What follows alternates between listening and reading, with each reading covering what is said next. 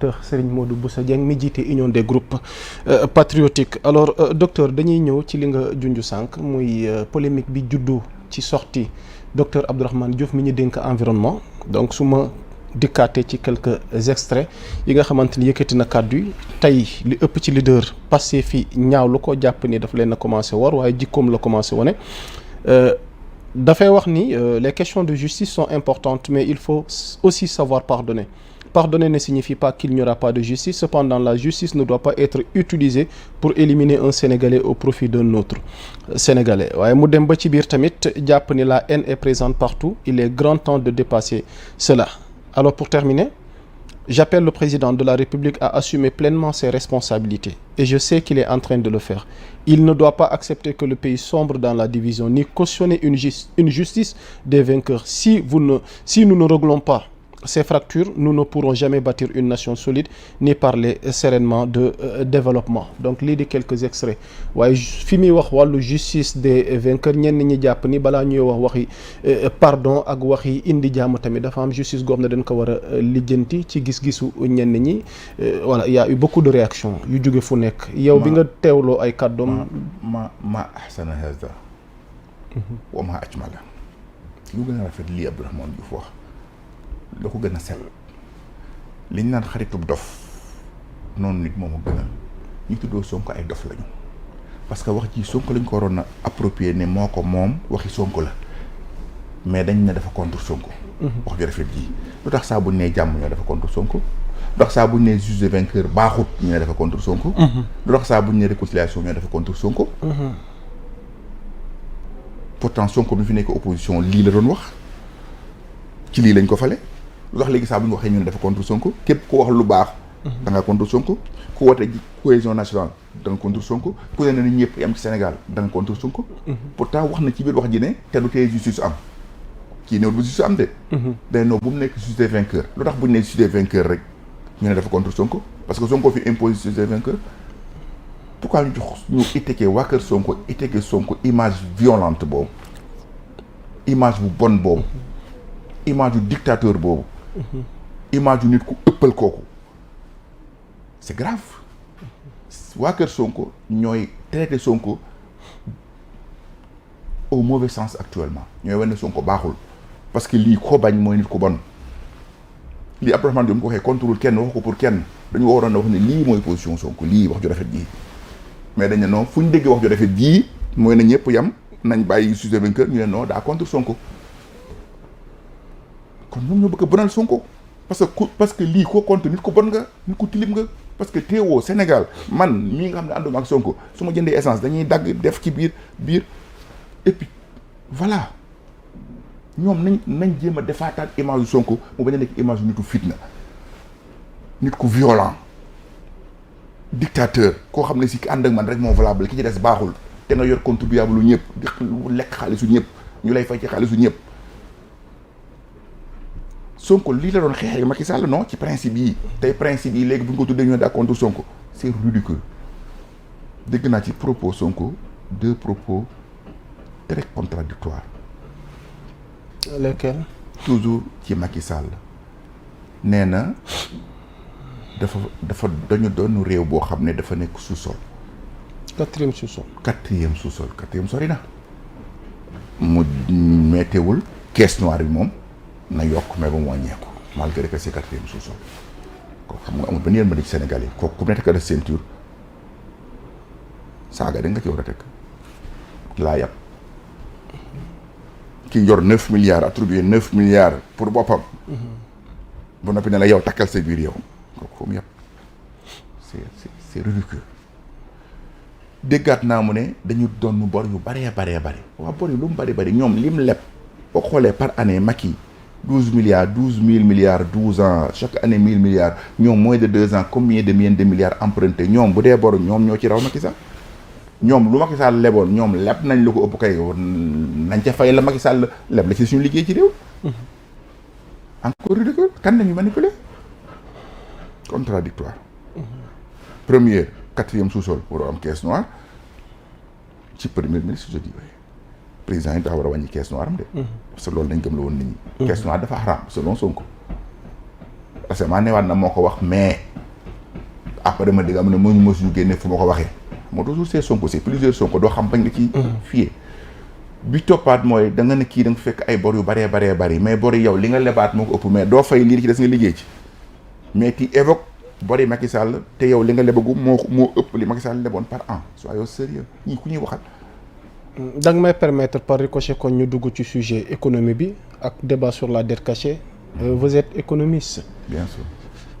Débat dette cachée bi dernier développement yi ci am fan yi ak sortie bi ci ki jiite FMI def.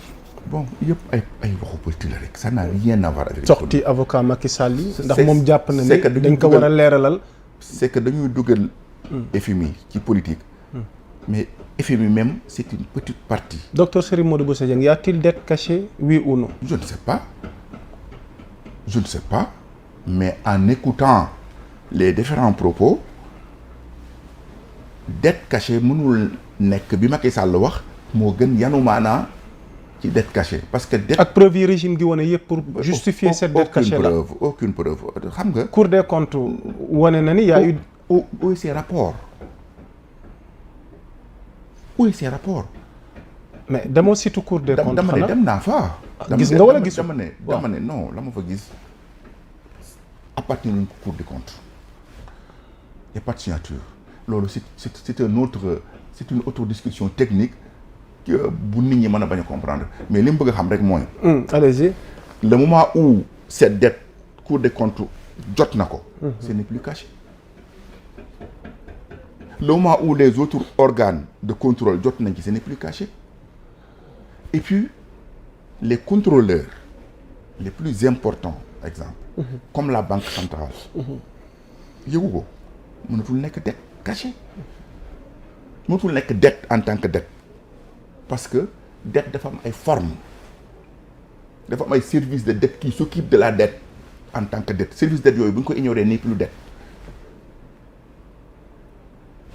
affaire état du Macky Sall lay woo nit yaa Moussa bureau am ne ko lebal ma junniy milliards état du Sénégal amee na ko déedéet y a un service particulier qui gère les dettes publiques et tout ce qui est dette ce service là lu mu yëgul mënul nekk dette su ko gasee yëg nekkatul caché c'est un débat technique boo xam ne damay dégg sans autres mais ñoom politique lañ gën a versé ci économie. li ci état bi wax yëpp dara convaincre la ci. waaw mais écoutez toi état yi ñii waxuñoo ak man waxuñoo ku mel ne man waxuñoo ku xam waxuñoo nit ñi de li ma dégg gars yi naan mouton xaw ma bëgg may wooyee ay nit mouton mais foofu la réew mi toll foofu la dëkk bi toll malheureusement nit koo xam ne lu waaye wax baax na lu waaye wax dëgg la da ngaa dof ba katakal yi lu waaye wax rek dëgg la dépendre woo ci ay principe ay fait mais da nga dépendre ci nit ki xam nga loolu ci kan laa ko def Serigne Touba sans waaj lu mu wax gëm naa ko lii rek la keneen ku ne loo wax rek indi ñu teg ko ci baat bi Imam Mahdi dina woon kenn rek Imam Mahdi dina woon kenn képp la jàpp yoo xam 100% mu Yonent bi sallallahu alayhi wasallam li keneen ku dul loolu loo wax rek moom lam ca jël lam ca mën a jàpp rek la cay jàpp man Serigne Touba rek ñu ma représenté Yonent bi ku dul moom loo wax taa ñu teg ko ci table ji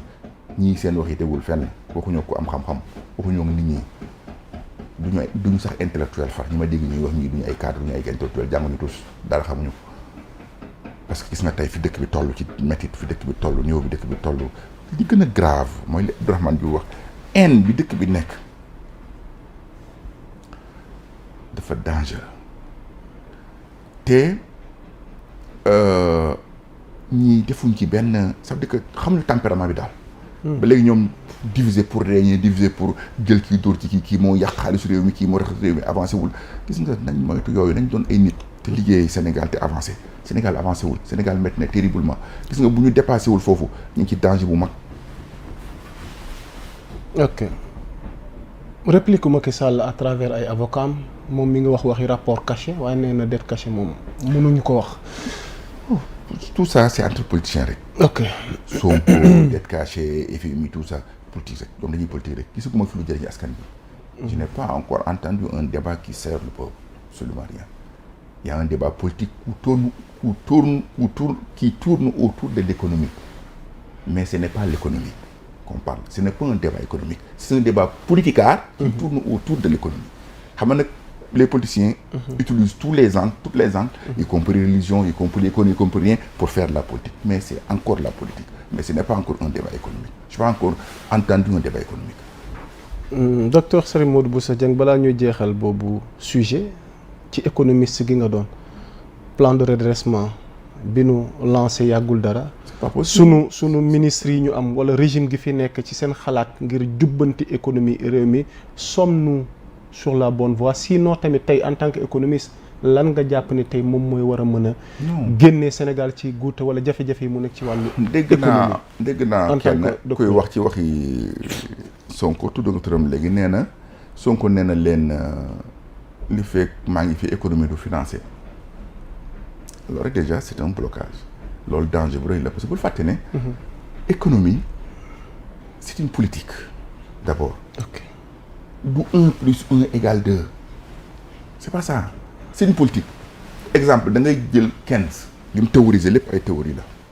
jël keneen d'autres personnalités économiques dans le monde kenn ku ne li nga théoriser ak l'islam moom naka la gisee économie tout ça da ngay xam ne nous sommes dans un monde d'interdépendance kenn ku ne ci kecc la aju diplomatie mooy am ba pare économie soo ko dox mais diplomatie boobu moo doxul. C'est la diplomatie économique qui bloque l'activité économique actuellement.